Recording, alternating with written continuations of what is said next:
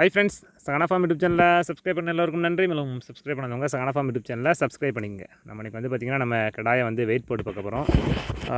இப்படி இதுக்காகனா எவ்வளோ வெயிட் இருக்குன்னு சொல்லி தெரிஞ்சுக்கிறதுக்காண்டி அதுக்காக பார்த்திங்கன்னா வெயிட் மிஷினு. இது வந்து நார்மலாக ஒரு 50 கிலோ அளவுக்கு வெயிட் போடலாம், அந்தளவுக்கு கெப்பாசிட்டியில் ஒரு மிஷினு. இது எதுக்காக யூஸ் பண்ணுறோம்னா பாலோட வெயிட்டை தெரிஞ்சுக்கிறதுக்காண்டி ஒவ்வொரு மாடு எவ்வளோ அளவு இருக்குன்னு சொல்லி ஒரு கால்குலேஷனுக்காண்டி நம்ம இதில் போட்டு வெயிட் பார்ப்போம். அதுக்காக பார்த்திங்கன்னா குட்டிக்கு கயத்தை கட்டியாச்சு.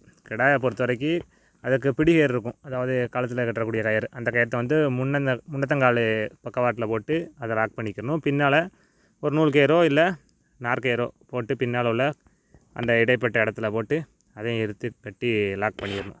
லாக் பண்ணிட்டோம்னா நம்ம கிடாயை தூக்கி இதில் அந்த ஹூக்கில் தூக்கி தொங்காட விடணும். தொங்காட விட்டு பார்த்தோம்னா எவ்வளோ வெயிட் இருக்கோ அதை நம்ம கனெக்ட் பண்ணிக்கணும். எதுக்காக வெயிட் போடுறோம்னா நம்ம வந்து எடுத்த உடனே எவ்வளோ வெயிட் இருக்குது, ஒரு மாதத்தில் எவ்வளோ வெயிட் இன்க்ரீஸ் ஆகுது அப்படிங்கிறத தெரிஞ்சுக்கிறதுக்காண்டி தான் நம்ம வெயிட் போடுறோம். இப்போ வந்து பார்த்துக்கிட்டிங்கன்னா இந்த கடாயை வந்து தூக்கி வெயிட் போட்டாச்சு. இதில் வெயிட் வந்து பார்த்துக்கிட்டிங்கன்னா 25,900 இருக்குது. எம்டி ஸ்டொமக் தான். நம்ம காலிலேருந்து எதுவுமே கொடுக்கல.